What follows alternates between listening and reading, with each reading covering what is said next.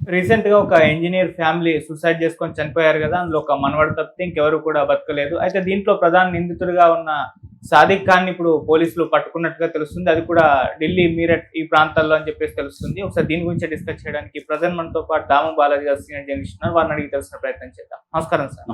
Sir, ఈ సాదిక్ ఖాన్ కి టెర్రరిస్ట్లతో సంబంధాలు ఉన్నాయి, లింకులు ఉన్నాయని చెప్పేసి ఇప్పుడు బయట వార్తల ప్రచారంలో ఉన్నాయి సార్. అతను దొరికింది కూడా మీరట్, ఢిల్లీ ఆ ప్రాంతాల్లో. సో అక్కడ అతన్ని రెస్క్యూ చేయడానికి అక్కడ సపోర్ట్ అక్కడ చాలా మంది ఉన్నారని కూడా చెప్తూ ఉన్నారు. మరి నిజంగా టెర్రరిస్టులతోటి సంబంధాలు ఉన్నాయా?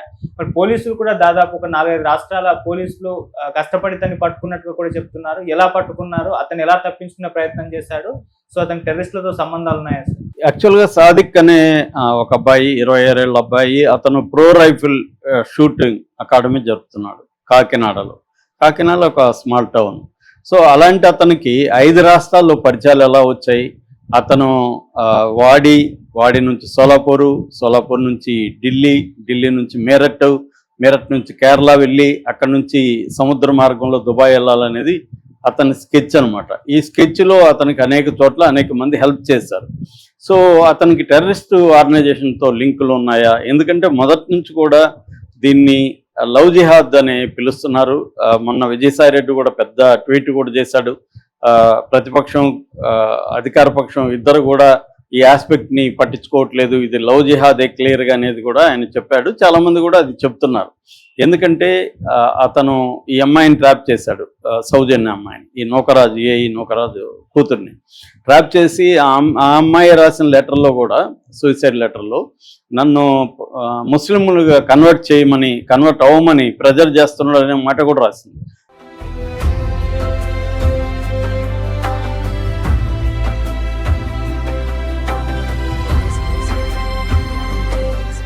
తరతరాలుగా తరగని స్వర్ణ బంధాలు మన మానిపల్లి జ్యువెలర్స్. నిజంగా అతను అఫైర్లో పెట్టుకోవాలంటే అఫైర్లు హిందూ స్త్రీలతో పెట్టుకున్నాడు, ఓకే, అంతవరకు ఓకే. కానీ వాళ్ళని మళ్ళీ ముస్లింగా కమ్మని అడగడం ఎందుకు? ఈమెమీ అతను భార్య కాదు, లవ్ స్టోరీ కాదు, అది క్లియర్గా ఎక్స్ట్రా మ్యారిటల్ అఫైరు. సో అందువల్ల ఇప్పుడు ఈ యాంగిల్లో జరుగుతుంది. That is number 1. నెంబర్ 2 ఏంటంటే అసలు ఎలా పోలీసుల వైపు నుంచి సాదిక్ ఏమో చాలా పకడ్బందీగా ఒక టెర్రరిస్టు ఎక్స్పీరియన్స్ ఉన్నవాడిలాగా ఎస్కేప్ అయ్యాడు.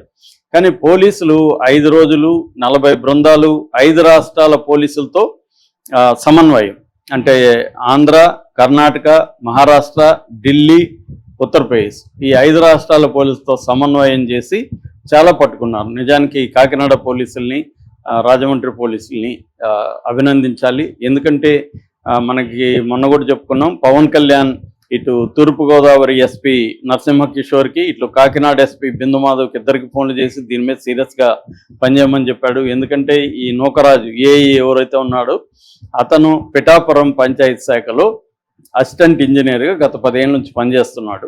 సో అందువల్ల పవన్ కళ్యాణ్ నియోజకవర్గం కాబట్టి అతను కూడా ఇన్వాల్వ్ అయ్యాడు. చంద్రబాబు కూడా దీని మీద గట్టిగానే ఉన్నాడు. అందుకని పోలీసులు మొత్తం 40 మంది 5 బృందాలుగా ఏర్పడి ఇతన్ని అనేక పద్ధతులు, టెక్నికల్ పద్ధతులు, మామూలు పద్ధతుల్లో, ప్లస్ నేను ఇందాక చెప్పిన మిగతా 4 రాష్ట్రాల పోలీసుల సహకారం తీసుకొని ఇతన్ని పట్టుకోగలిగారు. సో ఇతని మెథడ్స్ ఏంటి, ఇతను ఎలా తప్పించుకున్నాడు, పోలీసులు ఎలా పట్టుకున్నారు, ఈ విషయాలు చెప్పుకుందాం బిగినింగ్లో. తర్వాత టెర్రరిస్ట్ లింకులు ఉన్నాయా లేదా అనేది చెప్తాను. సో బేసిక్గా ఏంటంటే ఇతను షేక్ సాదిక్ ఖాన్. ముందుగా ఒక్కసారి రీక్యాప్ వేద్దాం.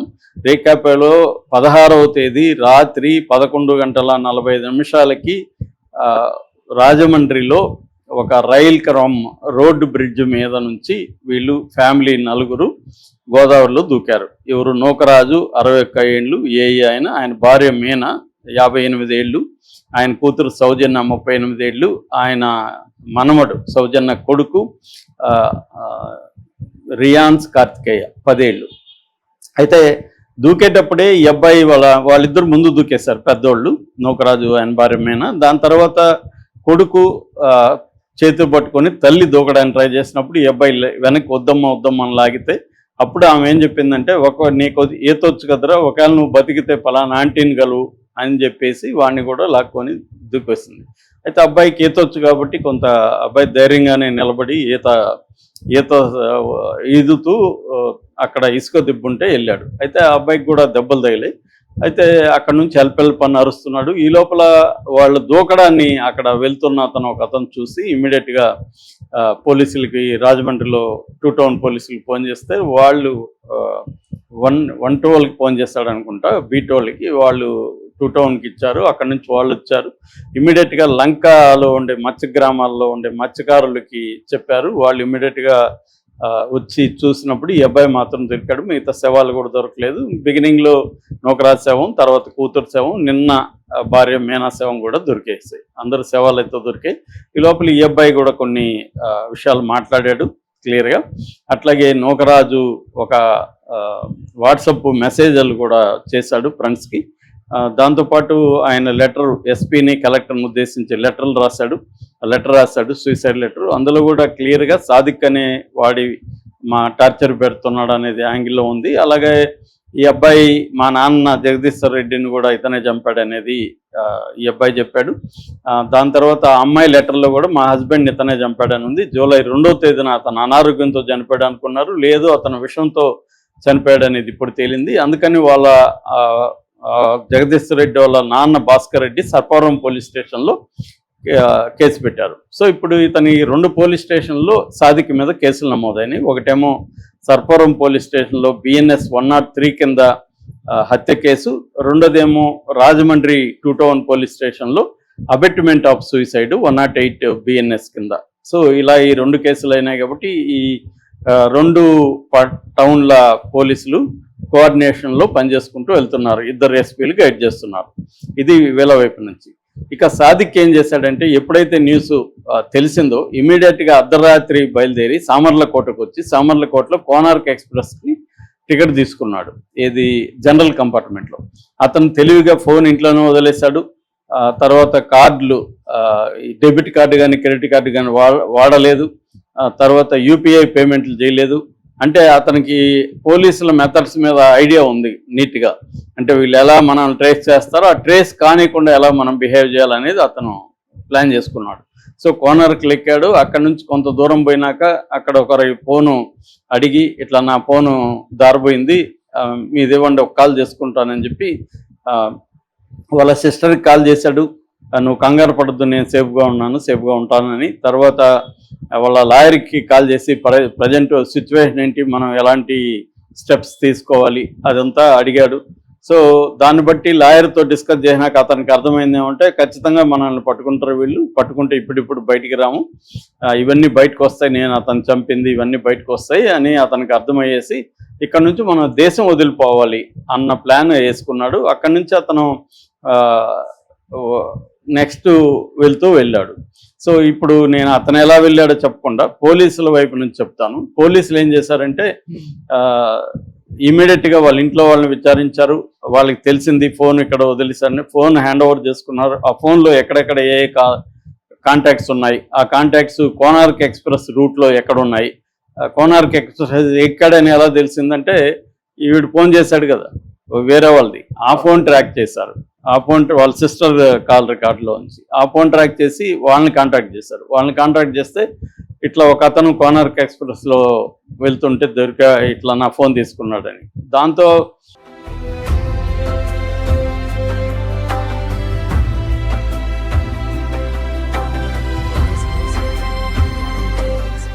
తరతరాలుగా తరగని స్వర్ణ బంధాలు మన మానిపల్లి జ్యువెలర్స్.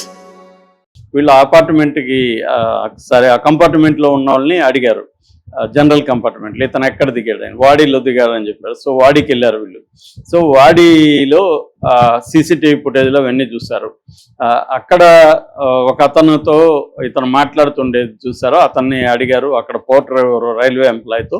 అతను ఏమన్నా అంటే, తను సోలాపూర్కి బస్సులు ఎక్కడ దొరుకుతాయని అడిగాడు అని చెప్పారు. దాంతో సోలాపూర్కి వెళ్ళాడు అనేది అర్థమైంది.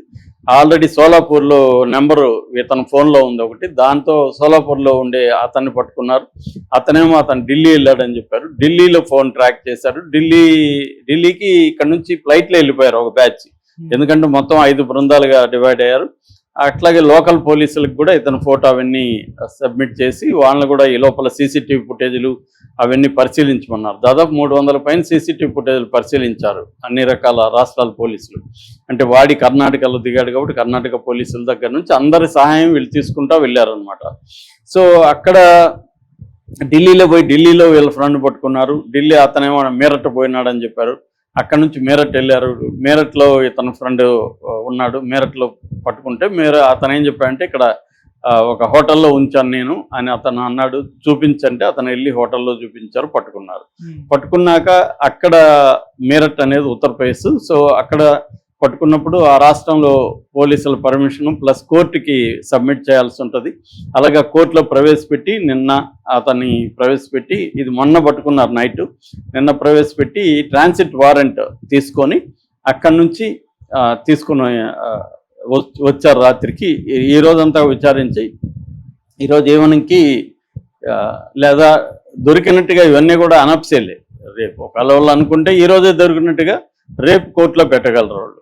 సో అది ఎలా చెప్తారనేది చూడాలి. ఏదేమైనా అతను ఇక్కడ నుంచి వాడికి వెళ్ళాడు, వాడిలో దిగాడు. అక్కడ నుంచి సోలాపూర్ బస్కి వెళ్ళాడు, సోలాపూర్ నుంచి ఢిల్లీకి వెళ్ళాడు, ఢిల్లీ నుంచి మీరట్కి వెళ్ళాడు, మీరట్ నుంచి కేరళ. నెక్స్ట్ ప్లాన్ వచ్చి అక్కడ ఆగి అక్కడ నుంచి కేరళకి వెళ్ళి అక్కడ ప్లాన్ చేసుకొని కేరళ నుంచి సముద్ర మార్గం గుండా గల్ఫ్ దేశాలకు వెళ్ళాలా అనే ఒక ప్లాన్లో అతను ఉన్నట్టుగా తెలుస్తుంది. సో దీన్నంతా కూడా పోలీసులు చాలా వేగంగా బ్రేక్ చేశారు. 5 రోజులైనా చేస్తూనే ఉన్నారు. ఖచ్చితంగా అప్రిషియేట్ చేయాలి పోలీసులు. దీన్ని సీరియస్గా తీసుకుంది ప్రభుత్వం కూడా. సో ఇతనైతే పట్టుకొస్తున్నారు. ఇప్పుడు పాత కేసులు కూడా ఇతని బాధితులు చాలామంది ఉన్నారంటున్నారు. ఒక స్కూల్లో పనిచేసేటప్పుడు కూడా అక్కడ అమ్మాయిలతో ఇతను లైంగికంగా మిస్బిహేవ్ చేసి తీసేశారని చెప్తున్నారు. ఎందుకంటే కాకినాడలో గవర్నమెంట్ పరంగా షూటింగ్ ఇన్స్టిట్యూటింగ్ ఏది లేదు. సో పిల్లలు నేర్చుకోవాలన్నా వాళ్ళ తల్లులు తీసుకెళ్ళడం, కొంతమంది యంగ్ గర్ల్స్ షూటింగ్ నేర్చుకోవడానికి వెళ్ళడం, ఇవన్నీ తను ప్లాన్ చేసి ఏం చేసేవాడు అంటే వాళ్ళతో తనకు ప్రైవసీ ఉండే విధంగా వాళ్ళ టైమింగ్స్ ఫిక్స్ చేసేవాడు. సో ఆ టైమింగ్స్లోనే వాళ్ళు రావాలి, అప్పుడు ఎవరు ఉండేవాళ్ళు కాదు. అలాగా మెల్లగా వాళ్ళకి నేర్పించేదానికి తను భుజాల మీద చేతుల మీద చేతులేసి ఇట్లా ఫైట్ చేయి, ఇట్లా చేయాలని చెప్పి ఇలా చేయడం. ఈమె కూడా సౌజన్య కూడా వాళ్ళ అబ్బాయి కార్తికేయని తీసుకొని వెళ్ళింది. అలానే పరిచయం అయింది. దాంతో ఆమెతో అఫైర్ పెట్టుకున్నాక వీడియోలో తీశాడు. దాంతో ఆమెని బెదిరించాడు. వాళ్ళ ఇంటి దాకా వెళ్ళిపోయాడు. వాళ్ళ హస్బెండ్కి కూడా చంపేశాడు. దాని తర్వాత డాక్యుమెంట్స్, గోల్డ్, లాకర్లో ఉన్న SBI లాకర్లో ఉన్నవి అన్నీ కూడా పట్టుకుపోయాడు. అక్కడ నుంచి బెదిరించడం మొదలుపెట్టాడు. అంటే ఆ ఫ్యామిలీని తన కంట్రోల్లోకి తీసేసుకున్నాడు.